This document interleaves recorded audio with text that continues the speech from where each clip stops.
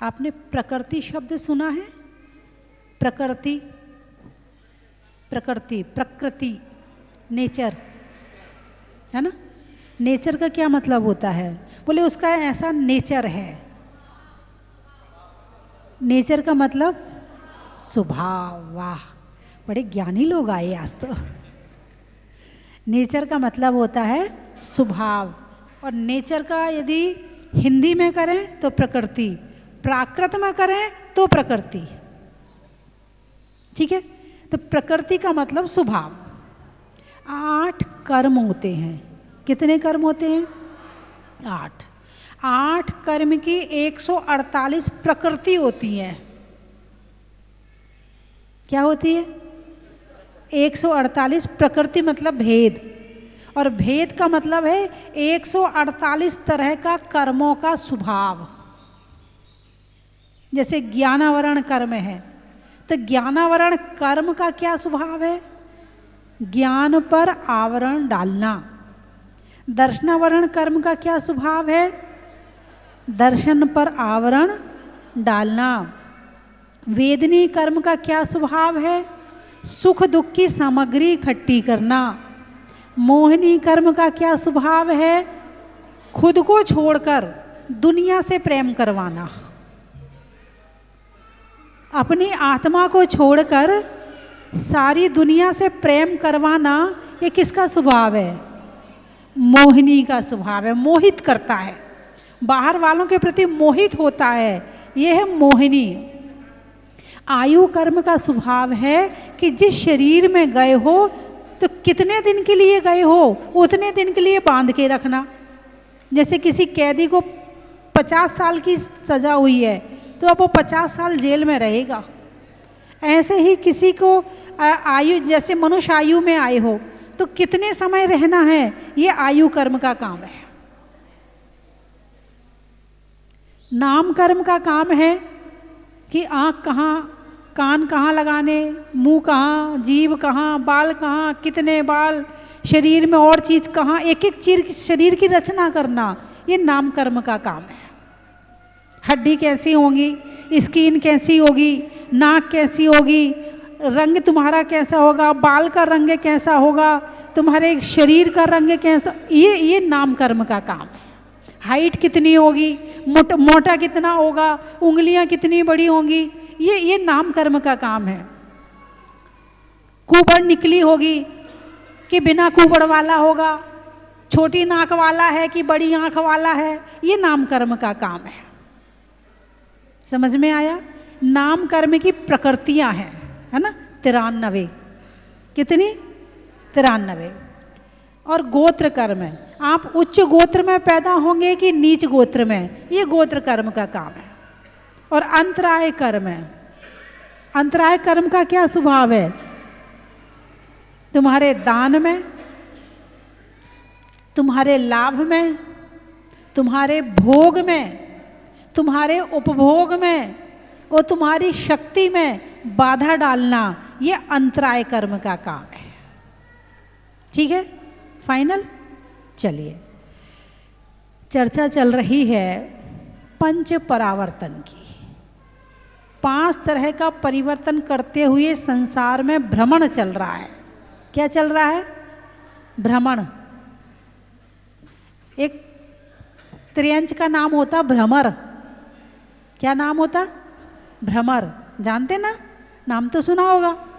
उसे दूसरी उसमें कहते भंवरा, भावरा कहते ना, भावरा और भ्रमर। तो भ्रमण, भ्रमण शब्द है, भ्रमण, भ्रमर, भावर, 3 शब्दों को देखते हैं अपन आज। तो जो भ्रम में रहे वो भ्रमण करता है। क्या? जो भ्रम में रहे वो भ्रमण करता है। भ्रम में कैसे रहे? मकान किसका है? बोलिए ना, मकान किसका है? मेरा। किसका है? मेरा। ये सत्य है या असत्य है? अभी व्यवहार की बात मत करो, अभी तो केवल निश्चय की बात करो। बात निश्चय की कर रहे हैं, व्यवहार में तो पड़े ही हुए हैं। ऊपर आओ उससे, थोड़ा ऊपर उठो उससे। व्यवहार की बात तो जब तुम यहाँ से बाहर निकलोगी ना तब करना। जब तक मंदिर में हो तब तक निश्चय में रहो, और जब मंदिर से बाहर जाओ तो व्यवहार में रहो। क्या? जो मंदिर में बैठकर निश्चय के भाव बना लेगा वो बाहर का व्यवहार में व्यवहार करते हुए भी सुखी रहेगा, और जो मंदिर में बैठकर व्यवहारी में पड़ा रहेगा वो बाहर जाकर के टेंशन में रहेगा। अब आपको क्या चाहिए? सुख चाहिए कि दुख चाहिए कि टेंशन चाहिए? क्या चाहिए? डिप्रेशन चाहिए? क्या चाहिए? सुख चाहिए ना। तो मंदिर में बैठ के क्या करना है? निश्चय में रहो, कोई मेरा नहीं है। मंदिर के अंदर कदम रखो और सबसे रिश्ता, सबसे कनेक्शन खत्म। जैसे कहीं कहीं आप जाओ या किसी ऑफिस में, जब मोबाइल लोग ज़्यादा चलाते हैं और ऑफिस वालों को दिक्कत होती है तो ऑफिस वाले पता क्या करते हैं? उस एरिया का जो इंटरनेशनल कनेक्शन होता है वो काट देते हैं। अब करो क्या करोगे? अब काम करो बैठ के। यदि कनेक्शन रहेगा तो तुम क्या करोगे? तुम मोबाइल में लगे रहोगे, तुम काम नहीं करोगे, तो उतने एरिया का कनेक्शन काट देते हैं। ठीक है, ऐसे ही जब आप मंदिर आते हो तो कनेक्शन काट के आओ। क्या? किसके पास आ रहे हो? निश्चय के पास आ रहे हो। भगवान कौन से में है? व्यवहार में है कि निश्चय में है? भगवान कौन बनाता है, व्यवहार की निश्चय? निश्चय। जब निश्चय भगवान बनाता है, सुखी कौन करता है? व्यवहार की निश्चय। जिसका निश्चय अच्छा है उसके व्यवहार में क्वालिटी है, और जिसका निश्चय है ही नहीं है उसका व्यवहार भी खराब है। कुछ समझ में आया कि नहीं आया? निश्चय का मतलब शुद्ध और व्यवहार का मतलब अशुद्ध। जब व्यवहार को सही मान रहे हो तो अशुद्ध को सही मान रहे हो, और शुद्ध तो शुद्ध है, उसको सही मानने की जरूरत नहीं है, वो तो शुद्ध है ही। कुछ समझ में आया कि नहीं आया? तो जब आप मंदिर आओ तो जैसे मोबाइल के उसके कनेक्शन सारे ख़त्म कर दो, नेटवर्क ख़त्म कर दो, तो फिर यहाँ कोई मोबाइल नहीं आएगा।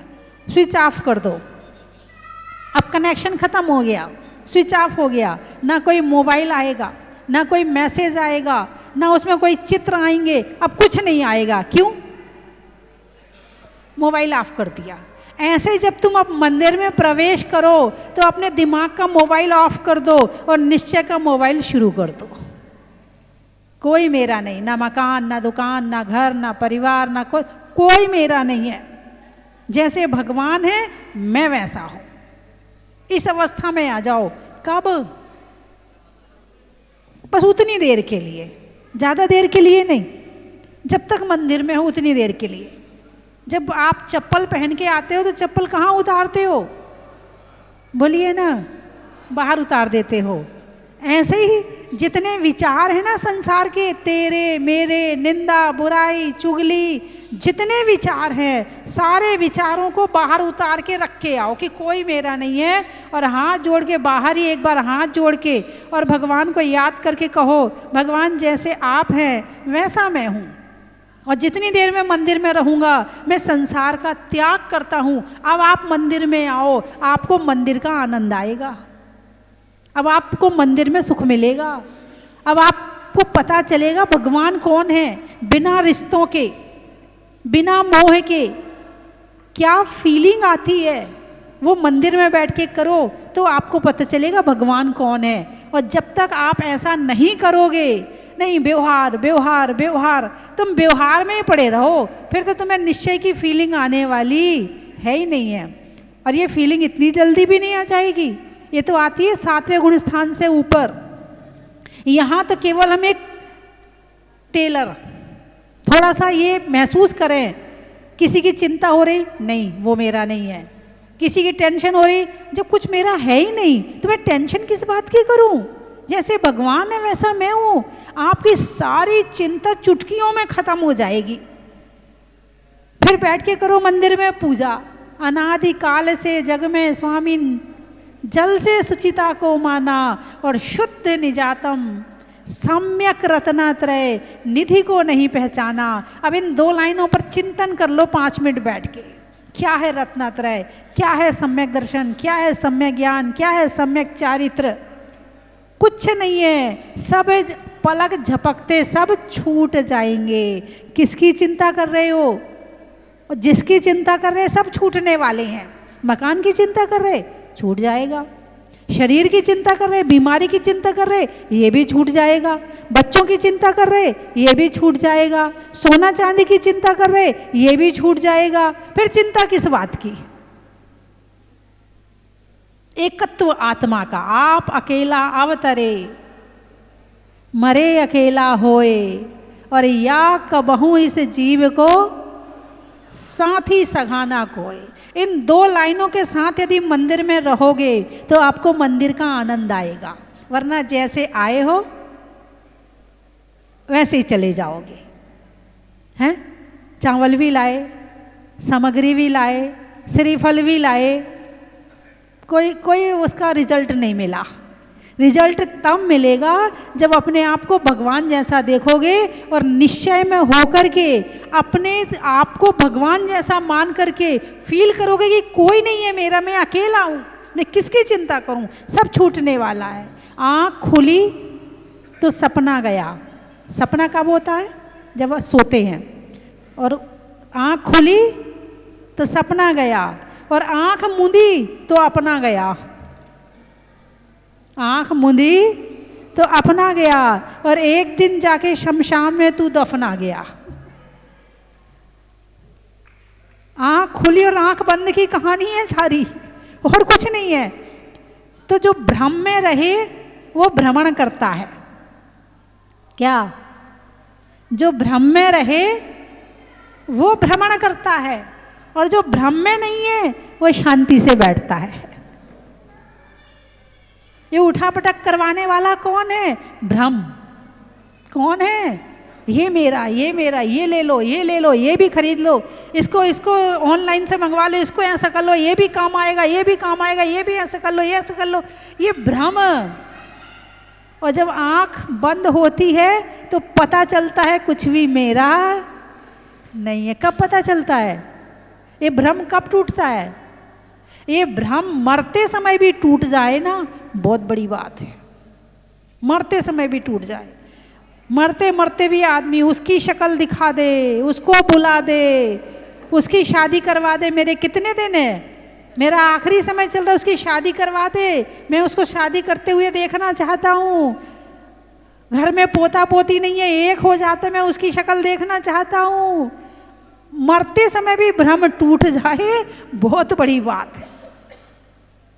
इस भ्रम को जीते जी तोड़ लिया तो सम्यक दर्शन हो गया। दर्शन का क्या मतलब है? देखना।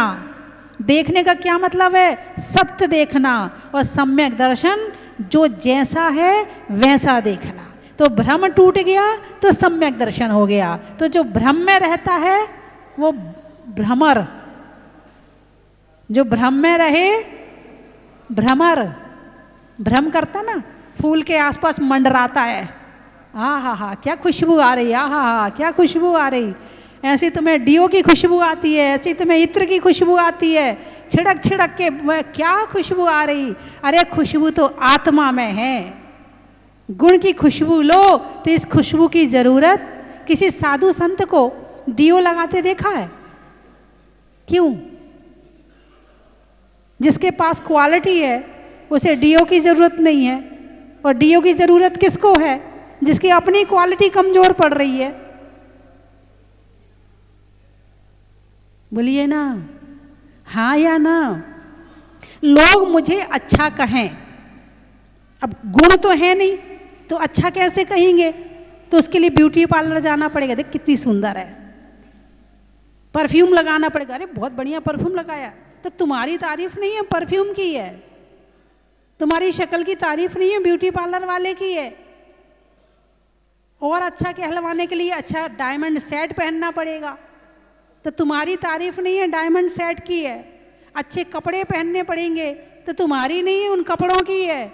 तुम्हारी तारीफ क्या है? तुम्हारा स्वभाव कैसा है, तुम कितना दूसरों का सहयोग करते हो, तुम दूसरों पर कितनी दया करते हो, तुम कितना धर्म करते हो, तुम अपना मन कितना पवित्र रखते हो, तुम कषाएं कितनी कम करते हो, ये तुम्हारी क्वालिटी है।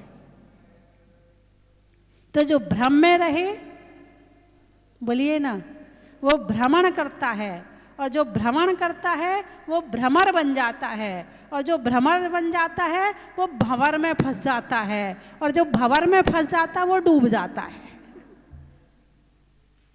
कुछ आया समझ में? तो 8 कर्म की 148 प्रकृतियां, ठीक है। तो पंच परावर्तन, पंच परावर्तन का मतलब है भ्रमण।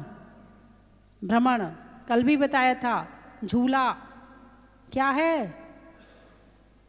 झूला क्या है? ऊपर वाला नीचे, नीचे वाला ऊपर, ऊपर वाला नीचे, नीचे वाला ऊपर। यदि ऐसा झूला होगा तो ऐसे ऐसे चलेगा, ऐसा होगा तो ऐसे ऐसे चलेगा, जैसे चाहे कर लो, घूम रहा है। बस ऐसे ही इंसान नहीं, आत्मा संसार में घूम रही है, कभी मनुष्य पर्याय में, कभी त्रियंश पर्याय में, कभी नरक में, कभी देवगति में, कभी व्यंतर बन गए, कभी भवनवासी बन गए, कभी मनुष्य बन गए, कभी बंदर बन गए, कभी कुत्ता बन गए, कभी बिल्ली बन गए, बस घूम रहे हैं।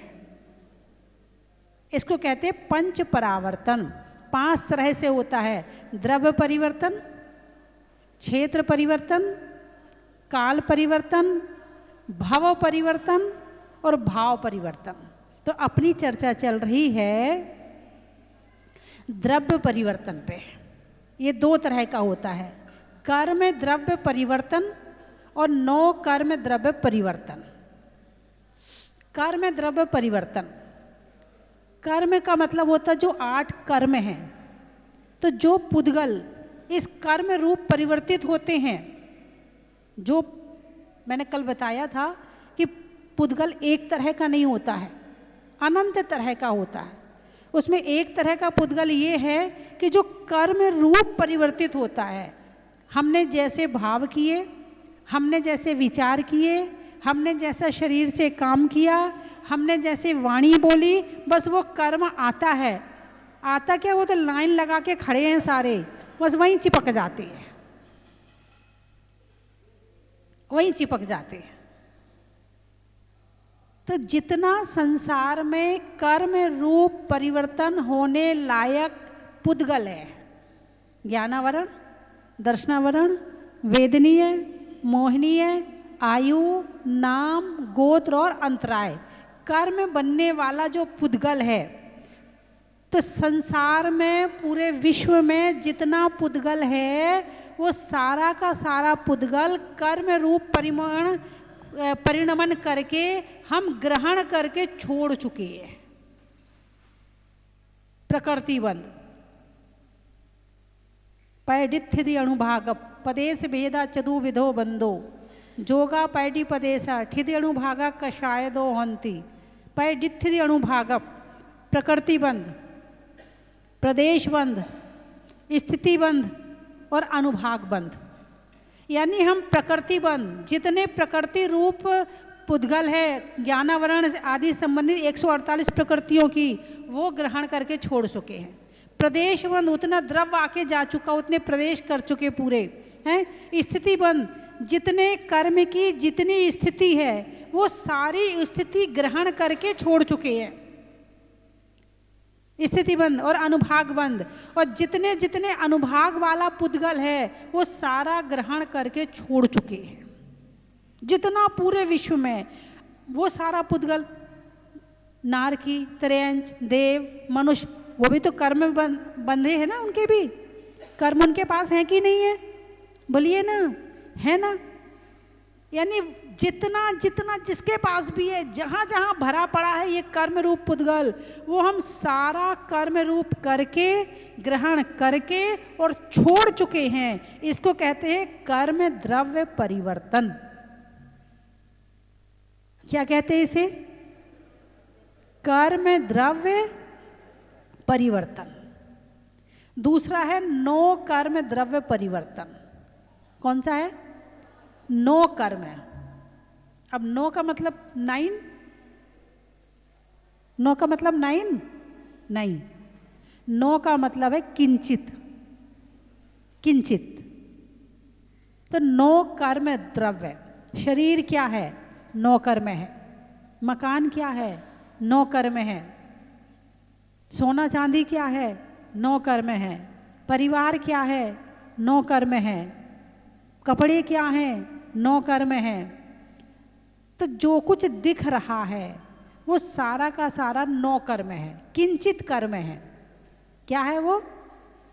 तुम चाहोगे तो कर्म रूप परिणमन करेगा, तुम नहीं चाहोगे तो नहीं होगा, इसलिए इसको किंचित कह दिया, नो कर्म कह दिया। कर्म को नो कर्म नहीं कहा है, कर्म को तो कर्म ही कहा है, क्योंकि कर्म हमारी आत्मा के साथ चिपके हुए हैं और जब इनका उदय आता है तो इसका प्रभाव हमारे ऊपर जरूर पड़ता है। ये प्रभाव पड़े बिना, बोलिए ना, औदैहिक भाव जरूर हमारे भावों में परिवर्तन करता है। एक जैसे किसी का एक बार एक्सीडेंट हुआ तो एक व्यक्ति पीछे बैठा था, गाड़ी में थे तो व्यक्ति पीछे बैठा था, आगे 2 जने बैठे थे, एक ड्राइवर गाड़ी चला रहा था। आगे वाले ने बीड़ी पी, पीछे वाले को दिक्कत हुई तो उसने गाड़ी रुकवाई, गाड़ी रुकवा के उससे कहा भाई तू एक काम कर, तू पीछे बैठ जा, तेरी यहाँ बदबू आ रही है, तू पीछे बैठ के पी ले, मैं आगे बैठ जाता हूँ। उसको आगे भेज दिया। ठीक है, ये भाव कैसे आए? अपने आप आए या कर्म के उदय में आए? बोलिए ना, कैसे आए? कर्म के उदय में आए। अब उसको पीछे बिठा दिया, खुद आगे बैठ गया, गाड़ी थोड़ी दूर चली, एक्सीडेंट हो गया और उस व्यक्ति की डेथ हो गई और जो बीड़ी पी रहा था वो बच गया। तो किसने उसे आगे बिठाया? यानी जैसे कर्म का उदय आता है वैसे भाव हो जाते हैं। इसीलिए कर्म जो है हमारी आत्मा पर प्रभाव डालता है। ऐसे ही आप दिन भर लगा लेना, लड़ने में, भिड़ने में, चुगली में, ईर्ष्या में, द्वेष में, राग में, सब में कर्म काम कर रहा है। होश में तो जी नहीं रहे हैं। होश तो तब आएगा कि क्रोध का निमित्त मिला और अपने आप को शांत कर लिया, आपका पुरुषार्थ है। चतुर्दशी है आज, आज खाने की इच्छा कर रही, पिज़्ज़ा खाएंगे, बर्गर खाएंगे, नहीं आज चतुर्दशी है, आज नहीं खाएंगे, ये आपका पुरुषार्थ है। और मन में आया और कर लिया तो कर्म का उदय आया और कर लिया। तो अपने आप को कैसे रोकना है? ये धर्म से हमें शक्ति मिलती है, त्याग के माध्यम से, संयम के माध्यम से हम इन आते हुए कर्मों के उदय में अपना प्रभाव दिखा करके उसे रोक सकते हैं। आज चतुर्दशी है, होटल जाना है, नहीं आज नहीं जाएंगे, आज चतुर्दशी है, आज घर का भोजन करेंगे, आज रात में नहीं खाएंगे, आज चतुर्दशी है। ये हमारा पुरुषार्थ है और यही भगवान महावीर सिखाते हैं। तो जो भगवान महावीर की बात मान के अपना पुरुषार्थ जागृत कर लेता है वो खुद पर विजय प्राप्त कर लेता है। और जो भगवान महावीर और धर्म को नहीं मानता है तो जैसा कर्म नचाता रहता है, अरे बोलिए ना, वैसे ही नाचते रहते हैं।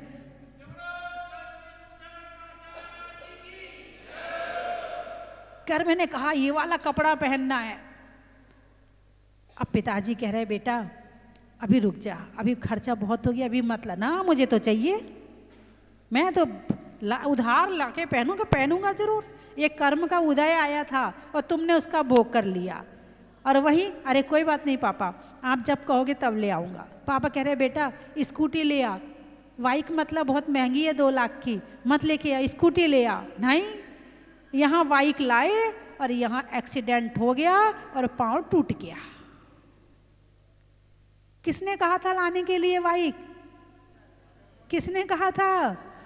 कर्म ने। एक्सीडेंट का उदय आ रहा था, असाता वेदनी का उदय आ रहा था, इसलिए जिद करके बाइक लाए और अपना पैर तोड़ लिया। ऐसे ही खाने में, पहनने में, सोचने में बहुत गलतियां करते हैं दिन भर, और फिर उससे फिर नए कर्म का बंध होता है। नए कर्म बंद हुआ, फिर आगे उदय में फिर वो आएगा, फिर नया कर्म बंद होगा, फिर ये साइकिल चलती रहेगी, ये भ्रमण चलता रहेगा, भ्रमर बने रहेंगे और भंवर में फंस जाएंगे। तो कर्म द्रव्य परिवर्तन और नो कर्म द्रव्य परिवर्तन। तो नो कर्म का मतलब है कि ये जो संसार की जितनी वस्तुएं दिख रही हैं वो सब नो कर्म हैं। क्या है वो? किंचित कर्म हैं। रास्ते में एक किसी की पाँव की पायल गिर गई, ठीक है। एक राका बांका नाम के लकड़हारे थे, पति पत्नी थे। तो एक आगे चल रहा था राका, और बांका उसकी पत्नी पीछे चल रही थी। उसने देखा, अरे बहुत संतोषी थे, बहुत धर्मात्मा थे, अणुव्रती थे, तो गरीब थे लेकिन लालची नहीं थे। गरीब थे मगर लालची नहीं थे। तो वो आगे चल रहा था, तो उसने देखा, अरे चांदी की पायल पड़ी है, ऐसा ना हो कि मेरी पत्नी का मन बदल जाए। क्या सोचा उसने? मेरी पत्नी का मन बदल जाए और वो उठा ले। तो वो उस पर ना मिट्टी डालने लगा। किस पर? चांदी की पायल पर मिट्टी डालने लगा। तो इतने में उसके पीछे से पत्नी आ गई, उसकी नज़र पड़ गई। अरे स्वामी, आप मिट्टी पर मिट्टी क्यों डाल रहे हो? क्या मिट्टी पर मिट्टी क्यों डाल रहे हो? लो, वो उससे आगे हैं। तो चांदी की पायल कर्म बंध में निमित्त बनने वाली थी। चांदी की पायल कर्म बंध में निमित्त बनने वाली थी, लेकिन उन्होंने संतोष रखा, अपने धर्म का पालन किया, तो वो पायल भी उन्हें पुण्य बंध में कारण बन गई। कुछ समझ में आया कि नहीं आया? क्योंकि पड़ी भूली और बिना पूछे ली हुई वस्तु का नाम चोरी है। तो पड़ी है, हम उठा नहीं सकते हैं, उठाते तो चोरी हो जाती। और उन्होंने अपने धर्म का पालन किया, तो उससे क्या हुआ? उनका मन में संतोष है। और उन्होंने अणुव्रत का पालन किया, आचौर्य अणुव्रत का पालन किया, तो वो पायल उनके पुण्य बंध में निमित्त बन गई। समझ में आया कि नहीं आया? तो परिग्रह को नो कर्म कहा है। नो कर्म यानी किंचित कर्म है। चाहोगे तो कर्म बंध होगा, और नहीं चाहोगे तो नहीं होगा। शरीर है, अब शरीर कर्म बंध में निमित्त है कि नहीं है? बोलिए ना। है नहीं। चाहोगे तो होगा, चाहोगे तो बनेगा निमित्त, नहीं चाहोगे तो नहीं बनेगा। अब कर्म बंध में कैसे निमित्त है? कोई बता सकता है कि शरीर के माध्यम से कर्म का बंध कैसे होता है? सबसे पहले तो श्रृंगार, पाप कर्म का बंध होता है उससे, क्योंकि दिखावा यानी मान कषाय यानी मोहिनी है, और मोहिनी यानी पाप। तो मान कषाय से पाप कर्म का बंध होता है। तो श्रृंगार आज क्या कहें, भयानक रूप धारण कर रहा है। कौन सा रूप? भयानक रूप। कैसे भयानक रूप धारण कर रहा है? जैसे कोई भूतनी होती है। नहीं, आपके लिए नहीं करिए, आप सब तो बहुत अच्छे हैं। अच्छा, भूतनी का वर्णन करो। ओंठ लाल, बाल खुले हुए, नाखून बढ़े हुए, नाखून कलर वाले, और श्रृंगार भी उसी तरह का। अरे बोलिए ना, मैंने कुछ कहा तो नहीं? पानी में खोलने का, बनिया में तौलने का, और आपके जोर से बोलने का। हिंदी में मात्रा का, स्कूल में छात्रा का, आज आपकी जहाजपुर की यात्रा का। ये बड़ी जोर से बोले। भोजन में चटनी का, नट में नटनी का और आने वालों में कटनी का। गाने में सुर का, नृत्य में नुपुर का, आने वालों में उदयपुर का। रिश्तों में नाना का, पुरजों में पाना का और आने वालों में गुहाना का। त्रियंचों में बिल्ली का, कहानी में शेख चिल्ली का और आने वालों में दिल्ली का। सुनने में ईयर का, इसका मैं दो अलग बताऊंगी। सुनने में ईयर का, प्रभु के नियर का, छोड़ने में बियर का और आने वालों में ग्वालियर का।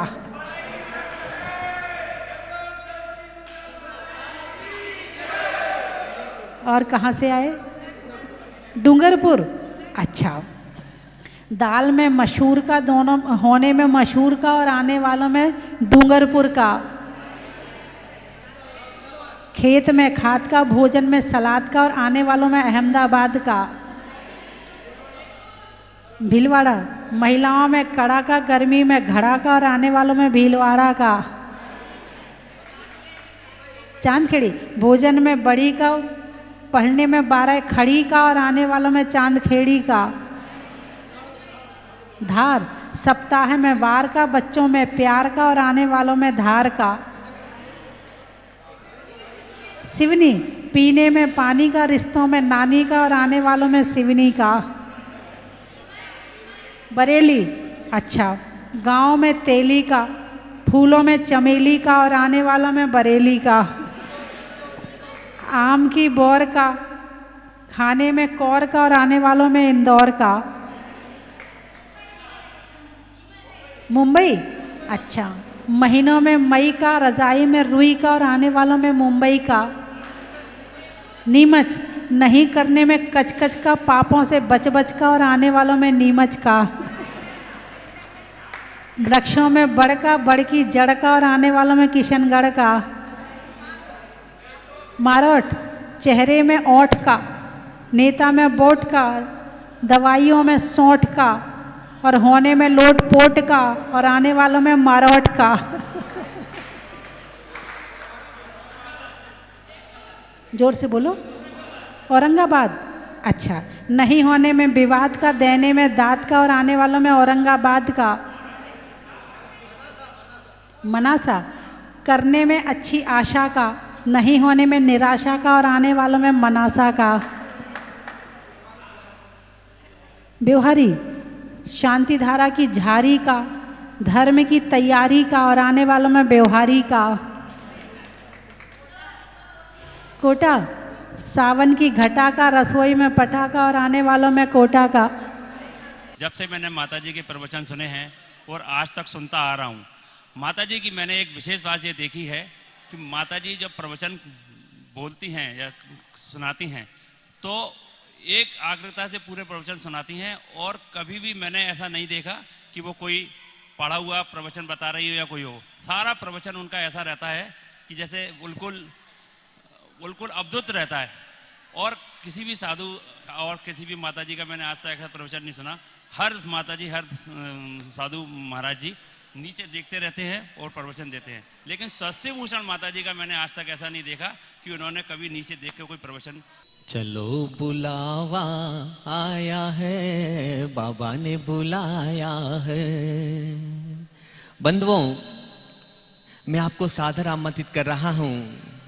नव वर्ष 2026 1 जनवरी को आप जहाजपुर पधारे और भूगर्भ से प्रकटित चैतन्य चमत्कारी मुनीश्वरनाथ भगवान के मस्तक पर अभिषेक करें, शांति धारा करें। परम पूजनीय भारत गौरव गुरु मां गण्य आदि का स्वस्ति भूषण माता जी के सत्संग पावन सानिध्य में नव वर्ष का आगाज करें। बंधुओं, जब आगाज अच्छा होता है तो अंजाम भी अच्छा होता है।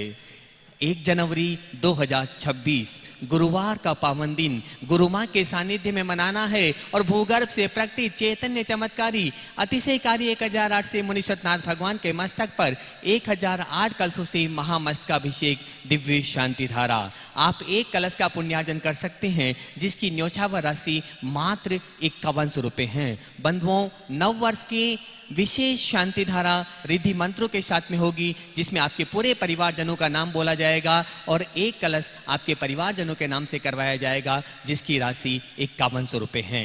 31 दिसंबर की शाम को 6:15 बजे से भक्तामर पाठ, महाआरती और फिर भजन संध्या और रात को ठीक 12 बजे नव वर्ष का स्वागत और 108 दीपों से महाआरती होगी। इन सारे कार्यक्रमों में आप अपनी भागीदारी सुनिश्चित करें और एक कलश नव वर्ष पर अपने परिवार की ओर से करवा सकते हैं, जिसकी सूचना आप स्वस्ति धाम पर दे सकते हैं। धन्यवाद। जय मुनि सुव्रतनाथ, जय मुनि सुव्रतनाथ, जय मुनि सुव्रतनाथ, जय मुनि सुव्रतनाथ। कुछ अतिशय हम पर बरसा दो, अंतर मुख मन मेरा करा दो, श्री संवेद से मुक्ति। कंचन की थाल को सजाओ रे आज, रत्नों की थाल को भर लाओ रे आज। आओ आओ करे रे गुणगान आरती भगवन की, आओ आओ करे गुणगान आरती भगवन की। आओ आओ करे रे गुणगान आरती भगवन की।